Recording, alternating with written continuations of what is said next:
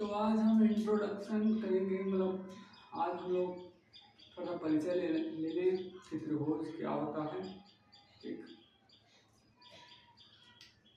त्रिभुज तीन बिंदुओं से मिलाकर के बनाया जाता है और सामान्यतः हम लोग कहते हैं कि तीन भुजाओं से घिरी हुई आकृति को त्रिभुज कहते हैं। ठीक है, अगर हम देखें त्रिभुज को कैसे बनाएंगे। ठीक, तो त्रिभुज अगर हम एक पॉइंट लें, ठीक, अगर हम पॉइंट लें और एक पॉइंट और लें, ठीक है, ठीक, अगर कोई बोल दे कि दो बिंदुओं से त्रिभुज का निर्माण किया जाए तो शायद ऐसा नहीं हो पाएगा।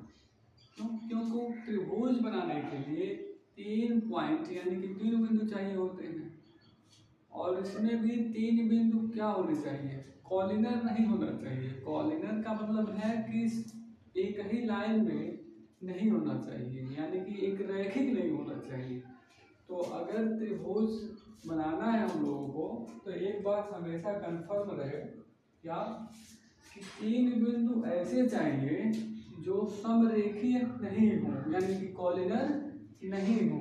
अगर ऐसे बिंदु मिल पा रहे हैं कि जो समरेखीय नहीं है तो त्रिभुज बन जाएगा। दुनिया का कोई भी त्रिभुज बनाने के लिए बस एक ही कंडीशन है, क्या, कि तीन बिंदु हों और वो तीनों बिंदु समरेखीय न हो। समरेखीय होने का मतलब क्या है कि जैसे मान लो कि दो बिंदु तो हैं, अगर दो बिंदु को मिला देंगे तो एक लाइन मिल जाएगा। ठीक है, दो बिंदु को मिला देंगे तो एक लाइन मिल जाएगा। अगर तीसरा बिंदु मान लो यही है, ठीक, इसी की लाइन में अगर ले लें और मिला दें तो फिर एक लाइन मिल जाएगी। ये त्रिभुज नहीं होगा। त्रिभुज के लिए क्या बताया सब शर्त, त्रिभुज के लिए शर्त ये है कि ये तीनों पॉइंट समरेखीय नहीं होना चाहिए। समरेखीय का मतलब क्या है कि अगर एक पॉइंट यहाँ है तो इसका समरेखा मतलब इसके साइड से ऐसे ऐसे होगा कि यानी तो पॉइंट यहाँ हो और पॉइंट ये यानी कहने का मतलब जो है कि अगर तीन पॉइंट जो है समरेखीय नहीं है तो उनके द्वारा बनाया गया जो भी फिगर होगा वो त्रिभुज कहलाएगा। ठीक, अब हम आते हैं अपने सिलेबस की ओर कि देखते हैं कि जो है कि हमारा सिलेबस में क्या दिया हुआ है। ठीक, तो आइए हम देखते हैं कि त्रिभुज किस तरीके से त्रिभुज को लिखा जाए।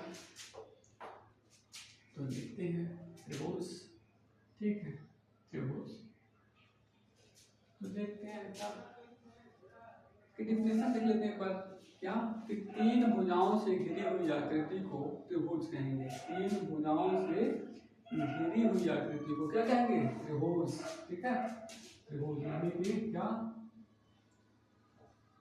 कि तीन भुजाओं से घिरी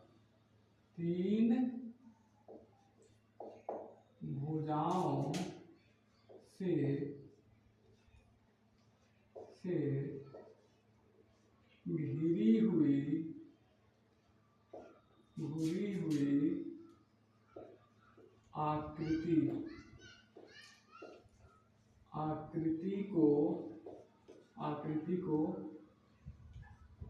त्रिभुज कहते हैं। ठीक है, त्रिभुज का मतलब क्या है, तीन भुजाओं से घिरी हुई आकृति। ठीक है, तीन भुजाओं से घिरी हुई आकृति को त्रिभुज कहते हैं। अब जब आता है कि त्रिभुज के प्रकार, तो जब हम त्रिभुज के प्रकार की बात करते हैं तो कहते हैं कि त्रिभुज को मेनली हम लोग दो बेस पे देखते हैं, प्रकार। ठीक है, तो जब हम लोग क्या कहेंगे कि त्रिभुज का प्रकार, त्रिभुज का प्रकार, ठीक है, त्रिभुज का प्रकार, तो प्रकार दो बेस पे हम निकालेंगे, एक कोण के बेस पे और दूसरा एंगल के बेस पे। ठीक, तो प्रकार जब हम देखेंगे, ठीक है, त्रिभुज का प्रकार, तो एक देखेंगे क्या, कोण के बेस पे, कोण के आधार पर। ठीक है, कोण के आधार पर। ठीक, और दूसरा क्या देखेंगे, साइड यानी कि भुजा के आधार पर, ठीक है, भुजा के आधार पर, ठीक। तो त्रिभुज का जब भी प्रकार की बात करेंगे हम लोग, ठीक है, त्रिभुज के जब भी प्रकार की बात करेंगे तो क्या कहेंगे हम कि त्रिभुज का दो बेस पे हम लोग मतलब घर के टाइप बता सकते हैं, प्रकार। क्या? पहला है कि कोण के आधार पर, ठीक है, और दूसरा क्या है, भुजा के आधार पर, ठीक। तो अब हम लोग सबसे पहले लिख लेते हैं क्या कि भुजा के आधार पर त्रिभुज का कौन कौन सा प्रकार है, ठीक। तो अब ध्यान से देखिए, ध्यान से देखो, ये मान लो कि है समबाहु त्रिभुज, ठीक, समबाहु त्रिभुज, ठीक, समबाहु त्रिभुज। तो हम लोग जानते ही हैं कि समबाहु त्रिभुज में त्रिभुज की सारी भुजाएं क्या होती हैं, बराबर होती हैं, ठीक है। तो क्या लिखेंगे, इसको लिखेंगे कि ऐसा त्रिभुज जिसकी ऐसा त्रिभुज जिसकी प्रत्येक भुजा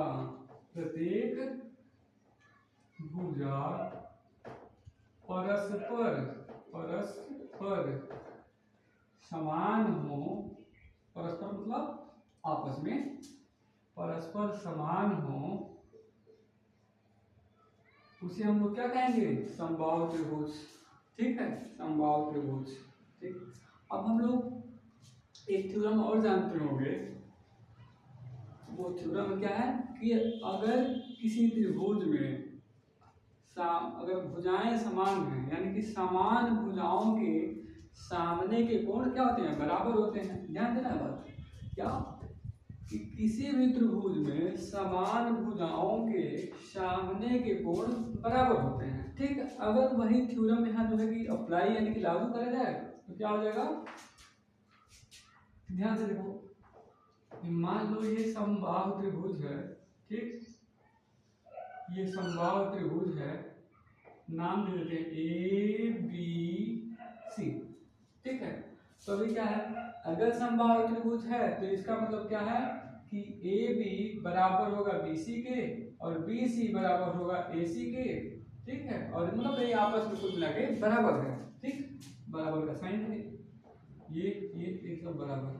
अब ध्यान से देखना है कि समान भुजाओं के कोण भी वो बराबर होते हैं, यानी का कहने का मतलब क्या है कि इसके सामने की भुजा का कोण जो है कि ये, और इसके सामने का कोण ये, और इसके सामने का कोण ये। कहने का मतलब क्या है कि AC के सामने का जो एंगल है B, और AB के सामने का जो एंगल है C, और AC के सामने का एंगल जो है B, ये तीनों भी बराबर होंगे, लेकिन इसका मान क्या होगा इसके बारे में अभी कुछ नहीं बताया जा सकता, ठीक।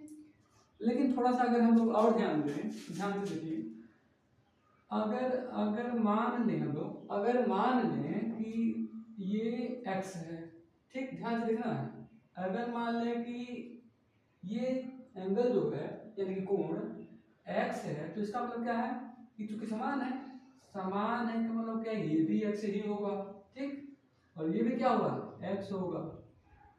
अब चूंकि हम लोग जानते हैं क्या कि त्रिभुज में, किसी भी त्रिभुज में, दुनिया का कोई भी त्रिभुज हो, कहीं का हो, अमेरिका का हो, इंग्लैंड का हो, कहीं का त्रिभुज हो, उसमें क्या है कि त्रिभुज के तीनों अंतः कोणों का योग, ठीक है, त्रिभुज के तीनों अंतः कोणों का योग 180 अंश होता है। ये सभी को मालूम है, क्यों, ठीक है।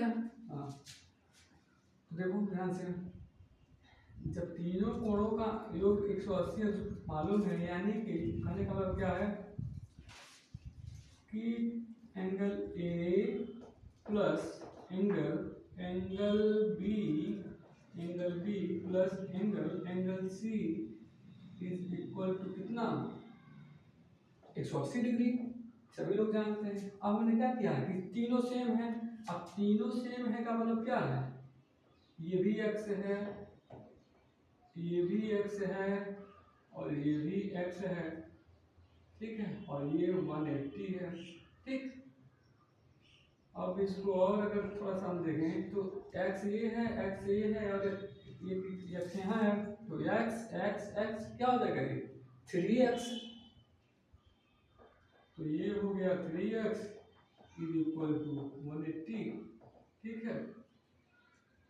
और इसको अगर इधर 3 को उधर भेजेंगे तो 180 को डिवाइड करेगा, ठीक है, तो 180 को डिवाइड करेगा तो यहाँ काट देंगे, 3 एक 3 और 3 छाक 18 यानी कि 60, ठीक। x is equal to 60 degree. इसका मतलब क्या है कि समबाहु त्रिभुज में, ठीक है, इसी तरीके से आएगा। अगर कोई पूछे कि कैसे होता है तो बता देना इस तरीके से, ठीक। इसका मतलब क्या है कि अगर वो समबाहु त्रिभुज है तो समबाहु त्रिभुज के प्रत्येक कोण कितना होंगे, 60 डिग्री के, ठीक है जी।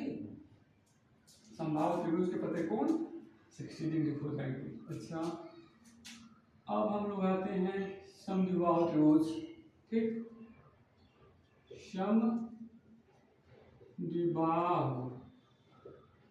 समद्विबाहु त्रिभुज, ठीक।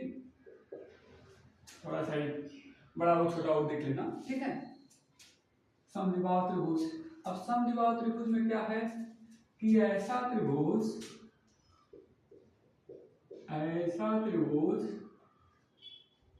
जिसमें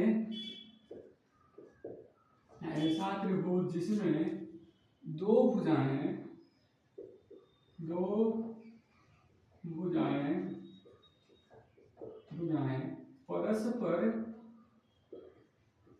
परस्पर समान हो, तो उस त्रिभुज को हम लोग क्या कहेंगे, समद्विबाहु त्रिभुज, ठीक है।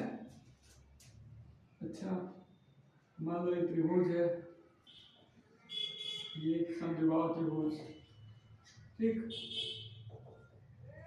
ये थोड़ा सा ऐसे, ठीक है, तो ये ए बी और ये सी हो गया। इसमें मान लेते हैं हम कि ए बी बराबर है किसके, ए सी के।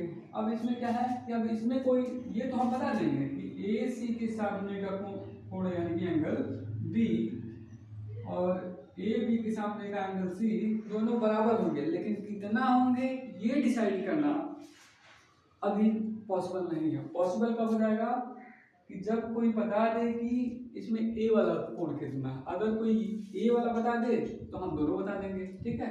तो इसलिए इसमें अभी ये बता देंगे हम लोग कि जो है कि ये इसके सामने के कोण बराबर है, लेकिन इसका मान नहीं निकाल पाएंगे, ठीक है। उसके लिए क्या चाहिए कि वो जो तीसरा कोण बचा हुआ है शेष, दो तो समान है मालूम हो गया, जो तीसरा बचा हुआ है उसको अगर हम लोग बता, मतलब जो कोई अगर बता दे कि कितना है तो वो हो जाएगा, ठीक है। ये हो गया। अच्छा, अब हम लोग बात करेंगे विषमबाहु त्रिभुज।